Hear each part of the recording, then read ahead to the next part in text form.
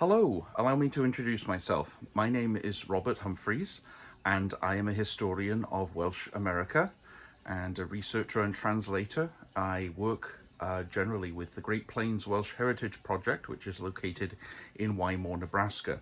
And I am speaking to you today from the great state of Wisconsin, which is where I reside.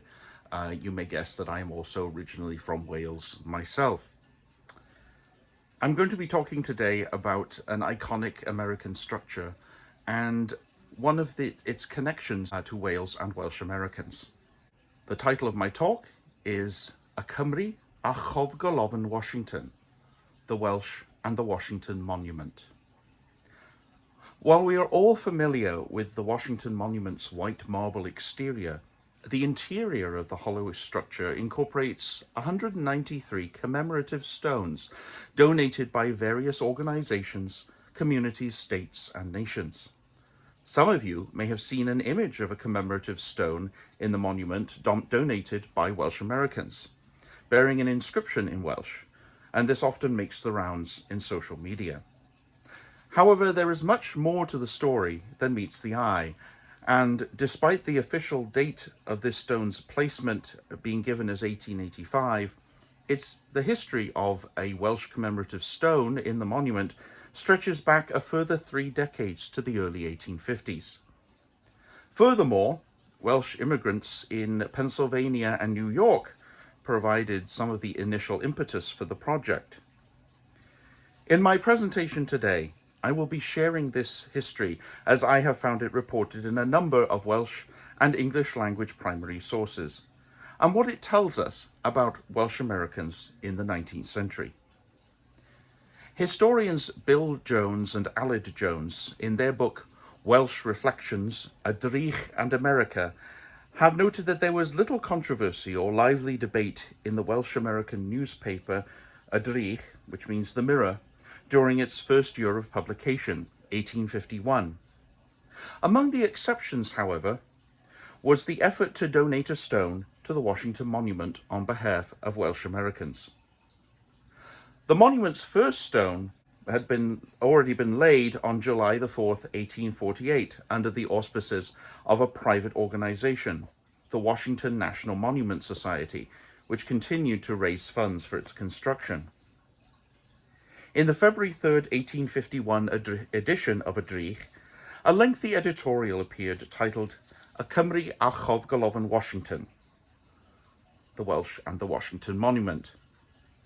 It was a reprint of a piece already published in the Oneida Morning Herald in Utica, New York, in January, which had invited the Welsh there to a meeting at the Congregational Church to discuss the placement of Teyrnged gan y Cymru Americanaidd, a tribute by the Welsh Americans, inside the monument.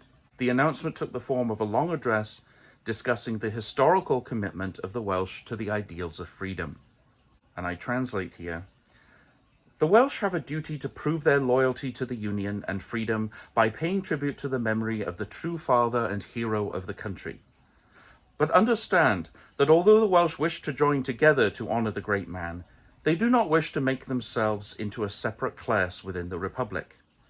No, they wish to honor the name of Washington as Americans, but as Americans who hold the memory of the old times of Hywel Dda and Hi Gadarn dear to them.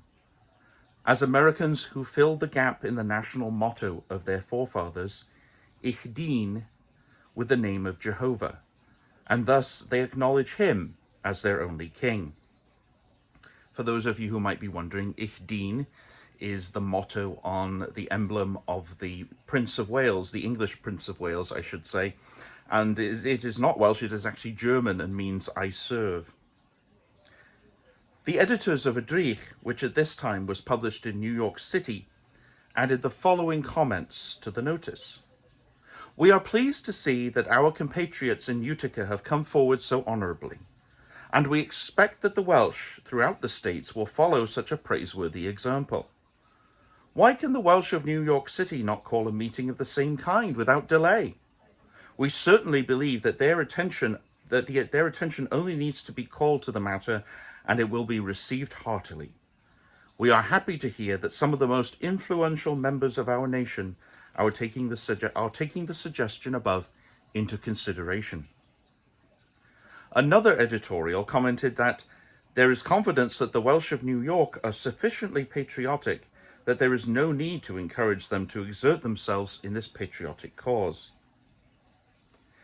At that meeting, which had already been held at the Congregational Church in Utica, which was led by the Reverend Evan Griffith, with Ellis H. Roberts serving as secretary, George Washington was described as a great and good man, the father of the nation in which we make our home and enjoy our freedom and our religion.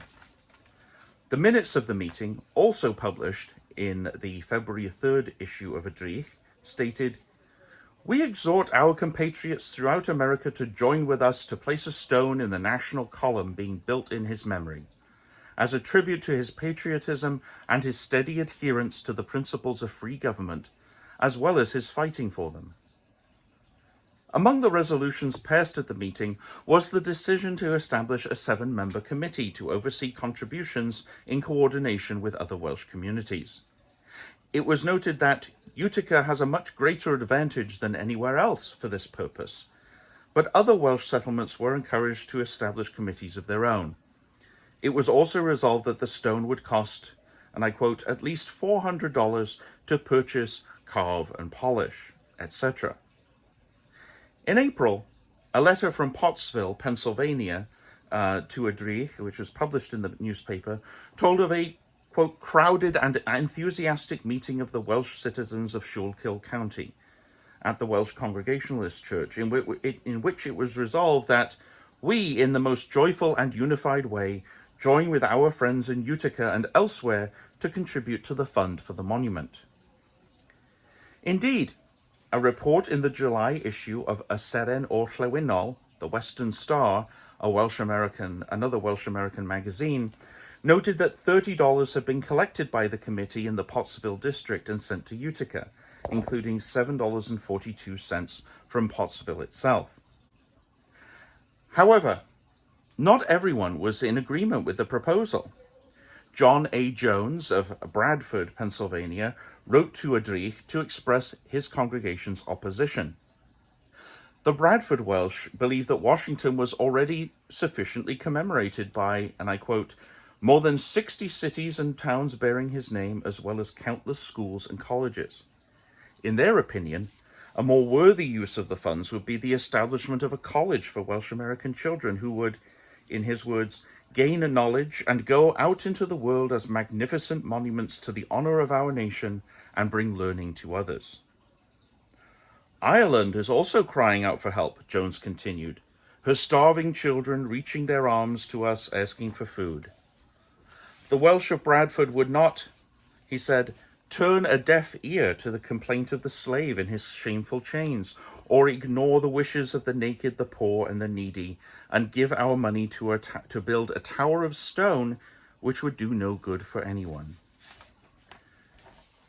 In closing remarks that resonate with today's controversies concerning historical commemoration, Jones wrote pointedly that even though Washington fought for the freedom of the American people, he was simultaneously one of the leading slave masters of his time. In response to these concerns from the Bradford Welsh, a correspondent in New York using the name Crebinwr, the comber, the one who combs, wrote to Adrich to state his support and refute their objections. "Can the Welsh be so self-centered," he wrote, "to harvest the fruits of the labor and weariness of famous men without taking time to show gratitude to them, nor sacrificing a little to honor them, while everyone around them is doing so?" Replying specifically to Washington's role as an enslaver, Crebinwr wrote that, and I quote, "Washington freed the white man from slavery, and the white people of Bradford are pouting that he did not also free their black brothers." He concluded by writing, "I hope, Mr. Editor, that the Welsh of America will not make a habit of this kind of low and despicable language about the immortal Washington in the future. If I were ever to do this, may I forget my mother tongue and ancient British blood no longer run through my veins."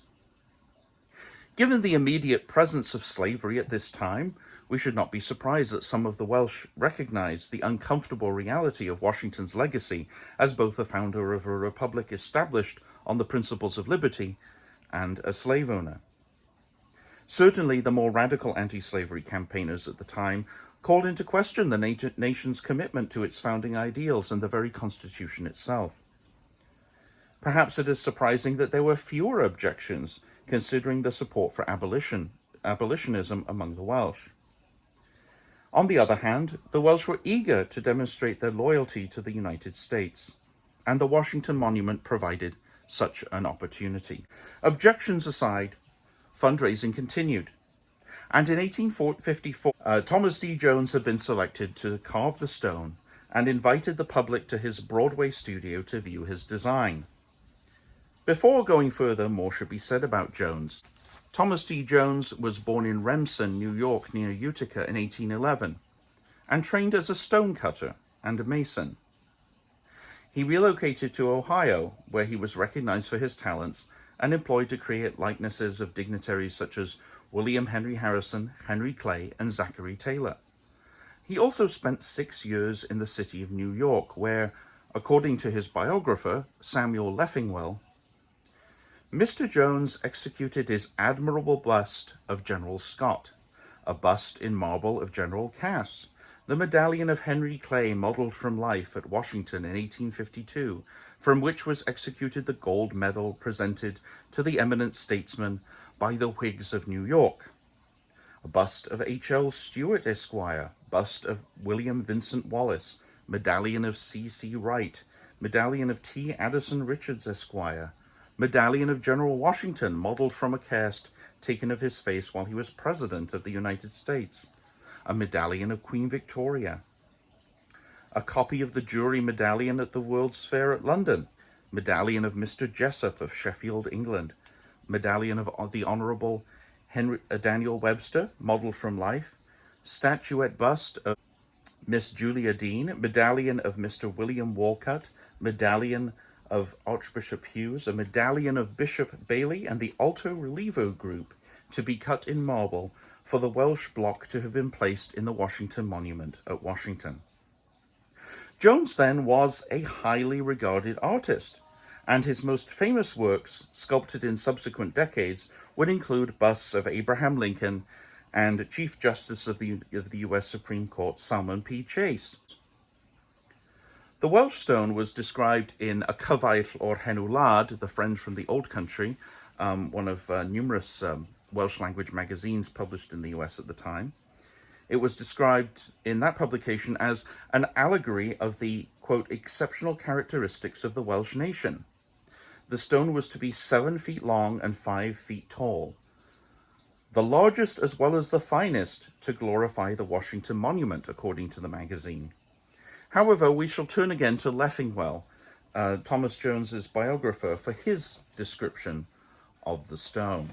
We now come to the alto relievo for the Washington Monument. The figures are half life-size and are cut 9 inches deep, being, as it were, only attached to the background. The center figure first strikes the eye, which is a classically modeled nude female intended to represent the genius of liberty. Around her brow is a simple tiara of 13 stars, emblematical of the original 13 states, while her right hand points to a Bible on a tripod as the chart of true liberty, and her arm caresses the American eagle, perched upon a Welsh harp at her side. Above, and a little back of the head of this figure, is a cap of liberty from which emanate radiating rays of light. To the right of the tripod is the figure of a mechanic in repose, surrounded by the appropriate emblems of mechanics, agriculture, manufacture, and commerce: the mitre wheel, the plough, the anvil, and the quadrant. To the left of the figure of liberty is the Welsh harp, already named, draped with the American flag and surmounted by an eagle, the American insignia or coat of arms. To the left of the harp is a female figure of industry, seated and holding in her hand a distaff, and still to the left of this is a finely chiseled dog to represent fidelity. The mingling of Welsh and American symbols in this group of statuary tells its own history, plainly and eloquently. But aside from this, there would seem to be a natural allegory in the piece, representing the growth of nations, from the primitive condition fitly symbolized by the dog and the distaff, through the budding arts, poetry and music, and unfortunately war for freedom, to which naturally succeeds peace, the reign of mechanics, arts, agriculture, manufactures, and commerce. This work, when finished, was said to be the most elaborate of its kind yet executed in America. The artist had devoted years to its composition and the perfection of its detail. It exhibited great study and a nice appreciation of effect. Everything about it was harmonious and beautiful, and it would bear as well to be examined as a whole as in its parts. So this again is the description of Leffingwell, Thomas D. Jones's biographer of the stone. And I would just like to add too that you might be surprised by the design. It doesn't symbolize things that we see as iconically Welsh today. We don't see dragons or leeks. We do see a Welsh language inscription at the top, which means from the Welsh people to Washington. That then was Samuel Leffingwell's description of the stone that Thomas G. Jones had designed. I'd just like to add that the design we see here doesn't really typify what we think of as Welsh imagery today. We don't see dragons or leeks, typical symbols of Welsh identity. But what we do see in this design is a depiction of how Welsh people who were immigrating to the United States in the 19th century saw their contribution to their new country in terms of their work as in industry and agriculture, their contribution to the public life of the United States by participating in its democratic experiment. Alas, this grand design would never grace the walls of the monument. The Washington National Monument Society, having fallen under the control of the controversial American or Know-Nothing Party, lost much of its financial support and went bankrupt in 1854, leading to a more than 20-year hiatus in the monument's construction. The Welsh American stone appears to be one of at least 196 so-called gift stones never installed. While some of them were rejected, others were put in storage or even buried near the monument. It seems likely that the Welsh stone fell victim to this stalled construction. More than 2 decades later, in 1876, work on the monument resumed, and this time as a public project funded by Congress and overseen by the U.S. Army Corps of Engineers. The monument was nearing completion when the following sensational report appeared in Edrych. While Joseph W. Williams was working at the top of the Washington Monument in the Capitol yesterday, he lost his balance and fell suddenly, and would have fallen 500 feet had his sleeve not caught on a nail 9 feet from the top. Whether he was a Welshman or not, the story certainly caught the attention of Edrych, which also reported on the ceremony at the Washington Monument's completion a little over a week later. And I quote, "The long-awaited completion of the monument to George Washington took place in the capital city last Saturday with the positioning of the 6,300-pound capstone at its top. The foundation of the memorial was placed 36 years ago, and there were fears that it would be left unfinished. But finally it has been completed, and the honor of possessing the tallest work of construction in the world belongs to the city of Washington, since it rises to the height of 550 feet. A number of invited guests and members of the council gathered on the platform around the monument around the height of 500 feet, and when the cannon were fired below as a signal for placing the capstone, a resolution was passed to, quote, congratulate the people of America on the completion of this lasting memorial of the nation's gratitude to the father of their country. 3 or 4 news reporters and a few other adventurers climbed to the platform, and from there they climbed further to the pinnacle. As soon as the stone was placed, the American flag was waved above, and with the flag staff connected, it rose to a height of 600 feet. However, in 1885, some Welsh Americans realized that the Washington Monument was, in their eyes, incomplete. Remembering the fundraising effort of the Welsh and Thomas D. Jones's sculpted stone decades earlier, Daniel L. Jones of New York led a new effort to represent the Welsh in the monument. Samuel J. Davies of Washington, D.C., wrote to Daniel L. Jones, noting that the Welsh American stone had never been installed and inquiring about the fundraising campaign in the 1850s. Looking into the matter, Jones found that $2,500 had been raised, $1,000 of which paid for a clay model of the relief sculpture. Adrich hoped that the two surviving members of the committee, Mr. Miles and Mr. Griffith, would shed light on the whereabouts of the remaining missing funds. Meanwhile, Daniel Jones took it upon himself to install a Welsh gift stone.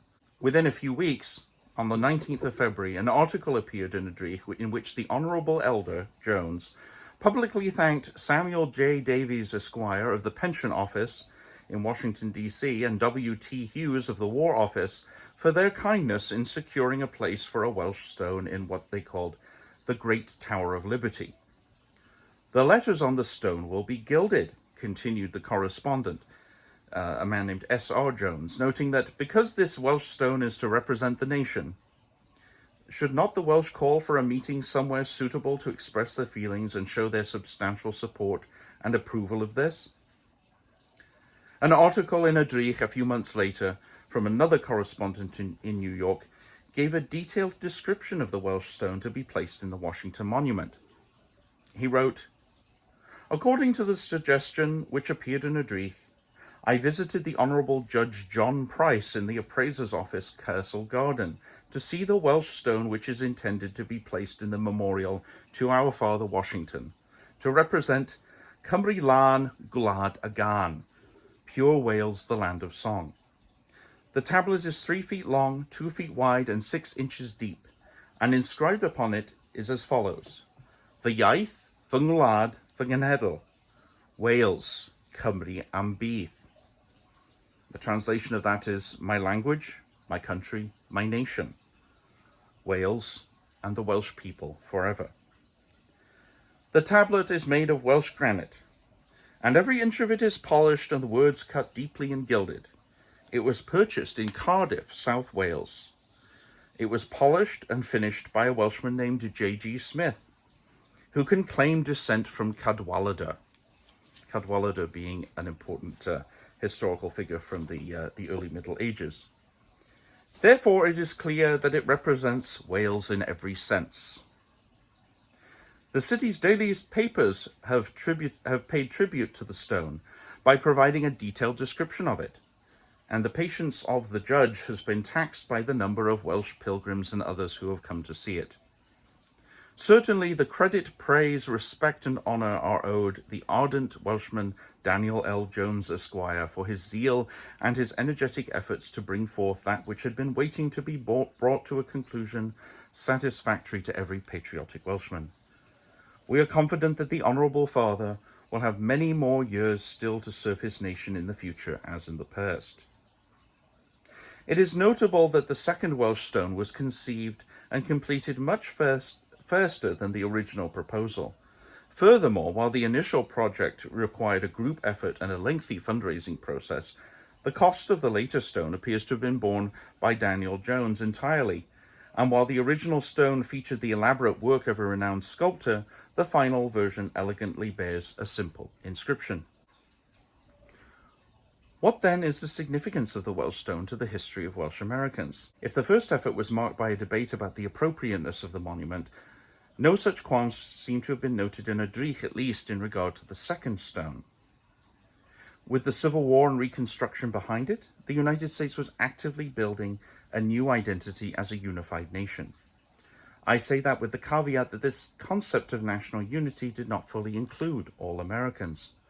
For many Welsh immigrants and their immediate descendants, the commemorative stone in the Washington Monument provided tangible and enduring representation of their pride in their national origin, language, and culture, as well as in their adopted country. I shall close with the words of the prolific a drych correspondent, William D. Davies of Scranton, Pennsylvania, who proudly described the Welsh stone in his 1894 book, America a Gweledigaethau Eraill. The Welsh language will never fall out of honour as long as this magnificent monument stands. It is believed that the Washington Monument is strong enough to stand for thousands of years into the far future. Thank you. Diolch yn fawr.